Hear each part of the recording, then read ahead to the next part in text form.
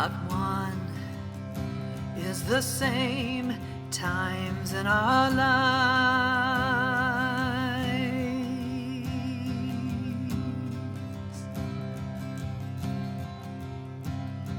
We've all been down, pushed too much around, learning to move along. Hey, today I'm out here at a nature preserve in, I think this is called Shanghai, West Virginia. And it's really cool nature preserve with these creeks and trails. And yeah, they have all kinds of very quiet, beautiful stuff here. I think I can get that babbling brook in the background. There it is. Yeah, so today I wanted to talk about when I realized as an adult for the very first time that I had something serious going on with me emotionally, and that I just knew I was nervous as hell all the time. Agitated easily, get angry easily, really having a huge effect on my being able to socialize in a healthy way. I was married at this time. I mean, I still am to the same man. We've been married, 36 years now. I'd say it was probably around, I was thinking about this, it was probably around 25, somewhere between 25 to 30 years ago. I remember when we were at another house that we lived in Maryland at the time, and I was upstairs in our bedroom, in a bathroom in our bedroom, and I don't think my husband wasn't home at that time, and I remember being at the sink and looking in the mirror, and just started thinking about, it just hit me all of a sudden. I was thinking about how much my father hurt me as a child. I was thinking more along the emotional, mental damage he'd done. And I guess in the physical too, but just everything. And I don't know why, I think I was trying to figure out why am I so nervous all the time, to the point where I'm not enjoying activities we're doing. My husband and I were very, very active people into sports and nature and parties, threw a lot of parties, went to a lot of parties, just had a really big circle of friends, and I just felt like I was always struggling to enjoy myself and be relaxed in my environment. And that was a fact. So I just started reflecting on my past. And I remember just starting to break down and cry. Just a very wounded cry. I was at the sink again in the bathroom at our home. And I just let out, I remember screaming, but it wasn't a fearful scream. It was a scream out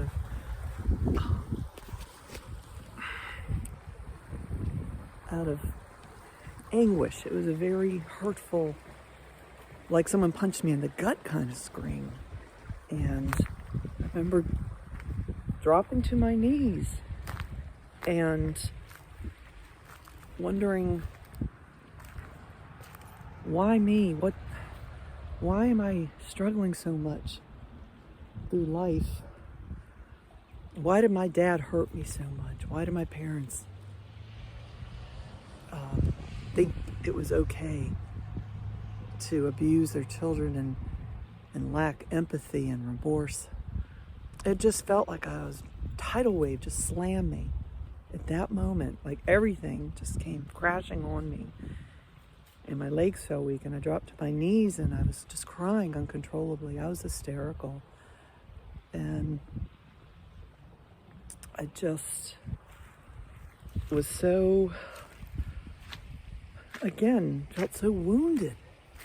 And it was like I had this huge epiphany that it all started connecting, that I am a nervous, hot mess all the time because of the environment I grew up in and made me that way. And I've been struggling with my, at that point, let's see, 25, 30 years ago. So I was probably around in my late 20s. Yeah, around 27 or so. And I knew I needed help at that time. I knew I need to get help.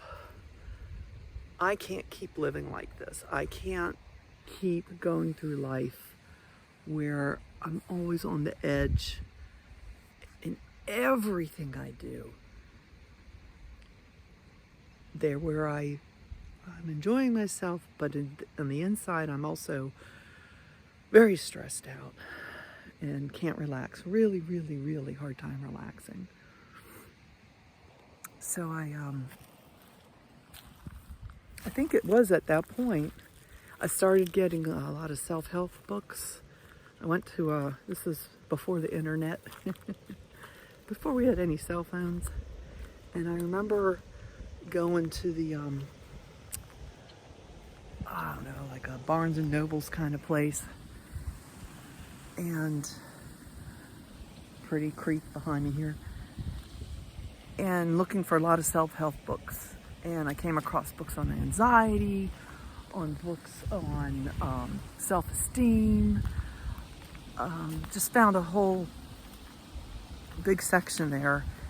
And I'm like, wow, I could really benefit from a lot of these books and get a lot of insight from a lot of these books.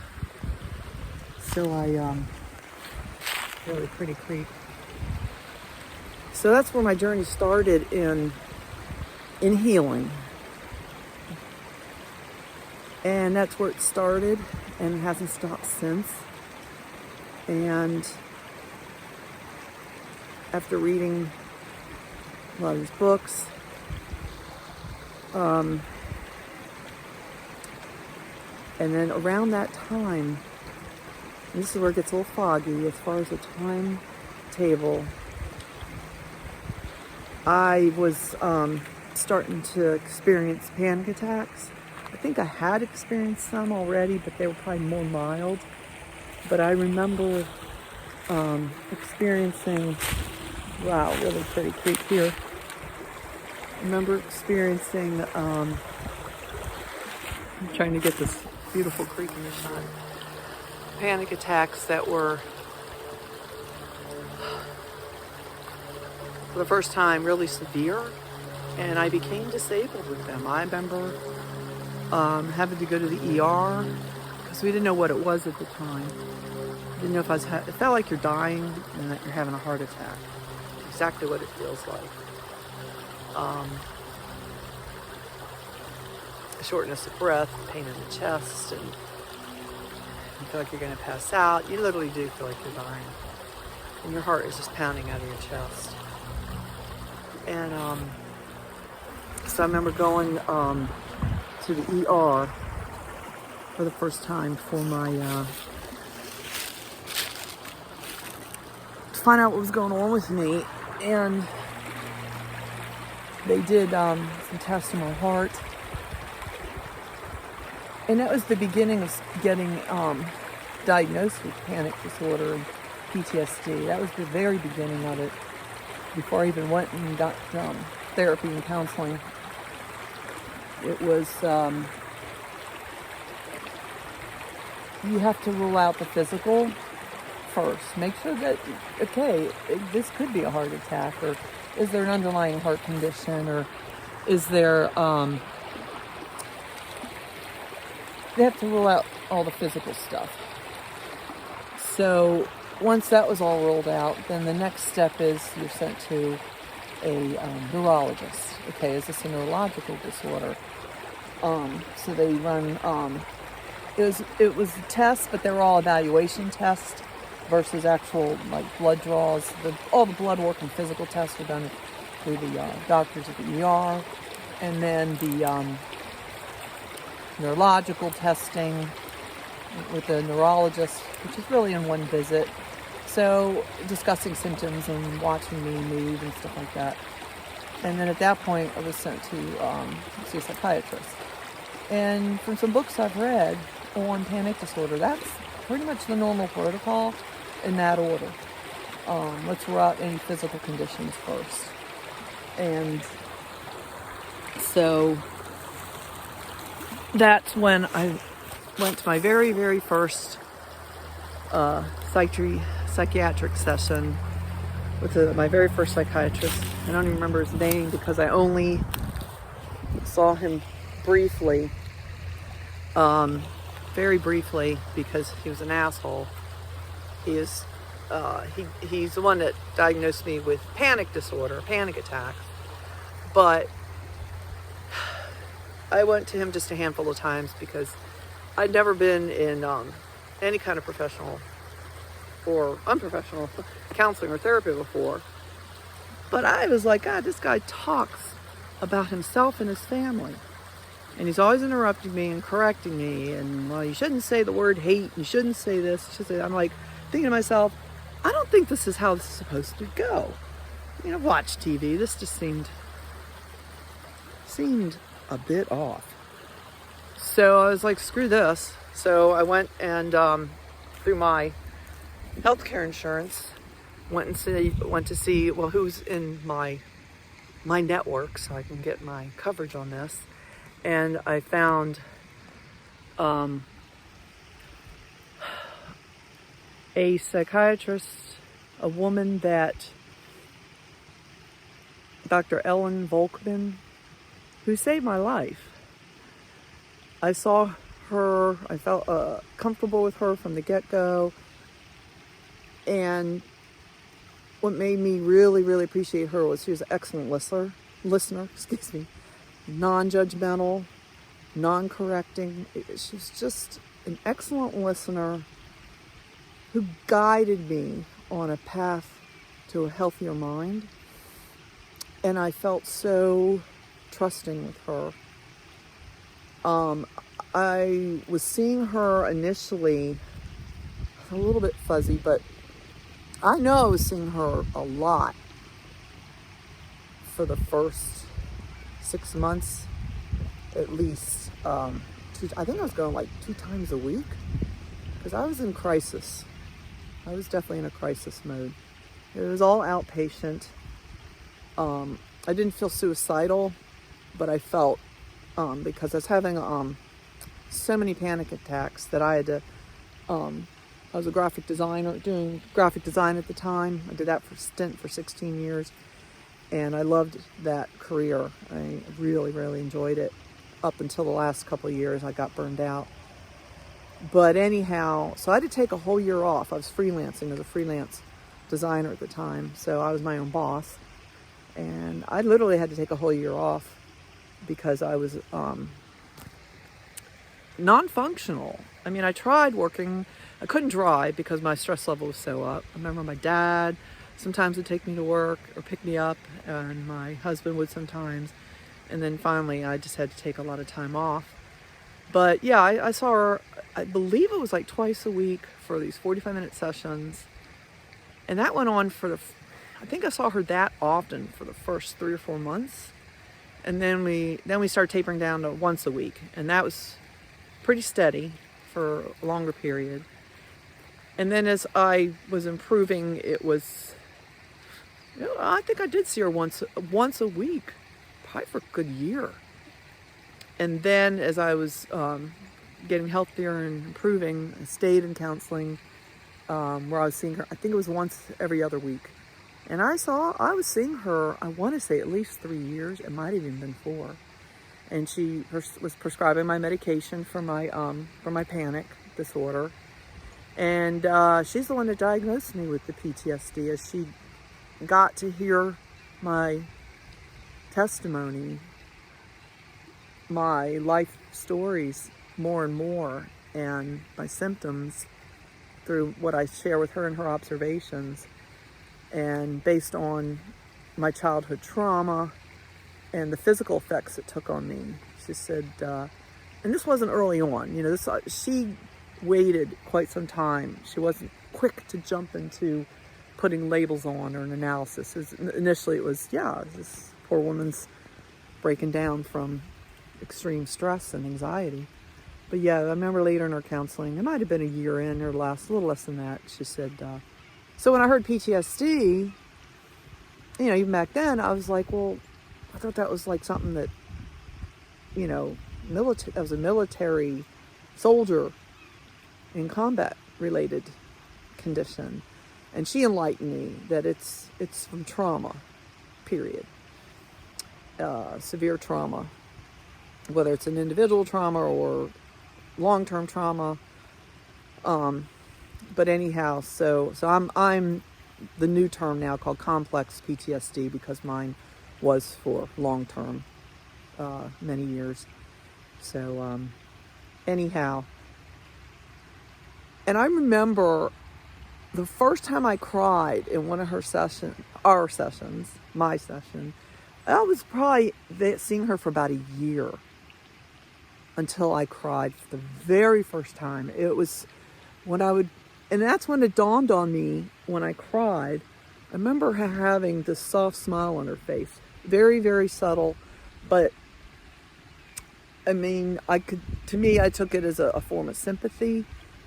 And then later I realized she was happy to see that I finally was able to start having other emotion other than going to my sessions and talking like a robot. You become detached. Your emotions are shut down. So I think that she was glad to see that we were having a breakthrough. And I don't remember bawling, but I do remember, having a light to medium kind of cry. And it felt relief. It felt good. You feel vulnerable. You feel scared. You're like, I'm a strong woman. I don't, break down and cry in front of people. That's a sign of weakness. Going into therapy, sign of weakness. Crying, sign of weakness. That was drilled into me from my dad, where, if you see my other videos, the one with the interrogations, don't make that face. Don't you make that face. You make that face, I'll give you, you start to cry, I'll give you something to cry about. So see that, see what that did to me? So I suppressed all these emotions. And that's where the anger, my being agitated easily and angry and so freaking nervous and stressed out all the time. And again, that's the underlying theme to all my videos, my vlogs, is the how it stays with you your entire fucking life. And I choose not to be a victim, but I never chose to be one. None of us choose to be a victim.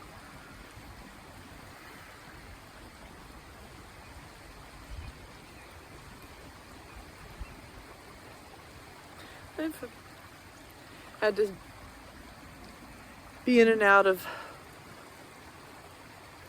counseling sessions over the years, and that was my first time.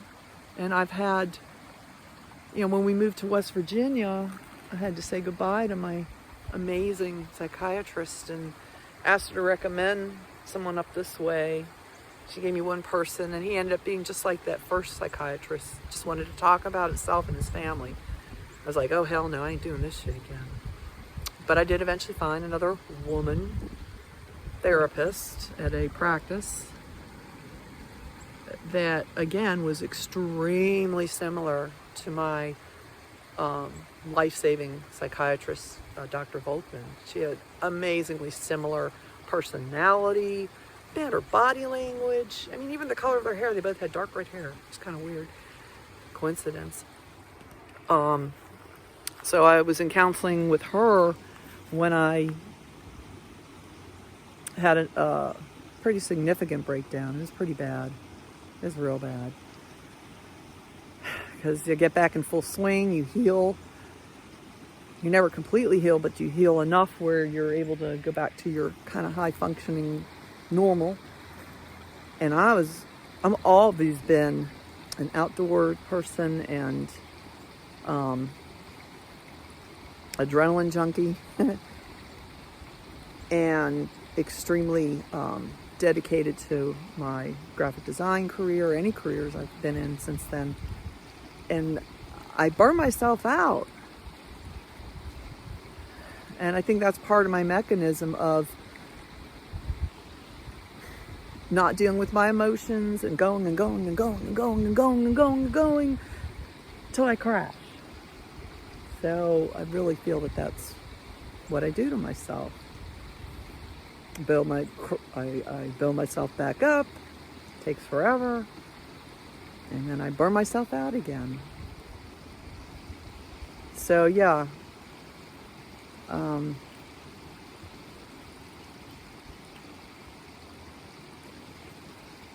When your nervous system is just so fucked up from extreme traumas of any kind, of any gender, of any race, of any culture, anywhere in the world, at any age,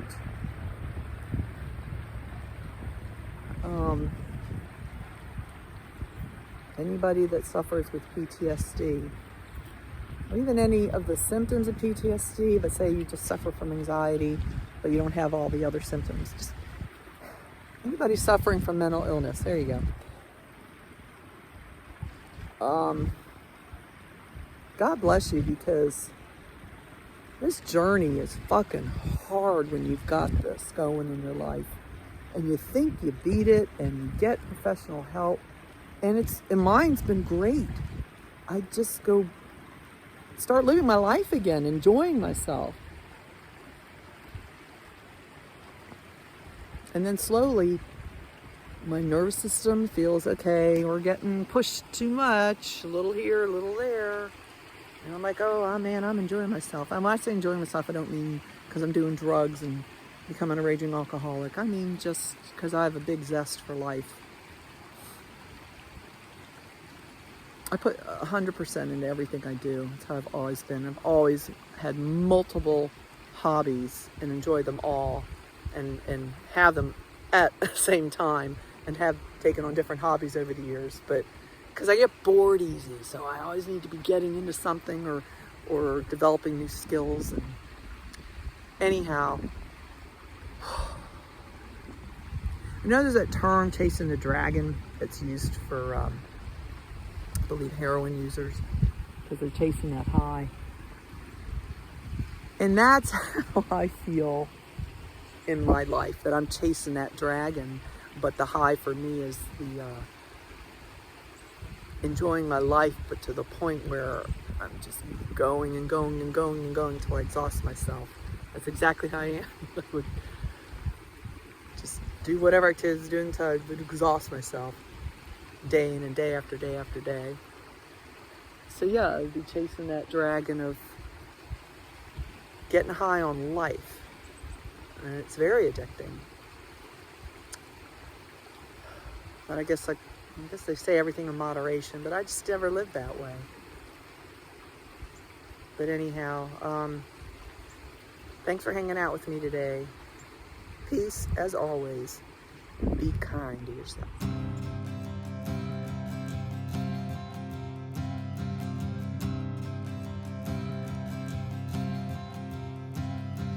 We all have pain. Not one is the same times in our lives.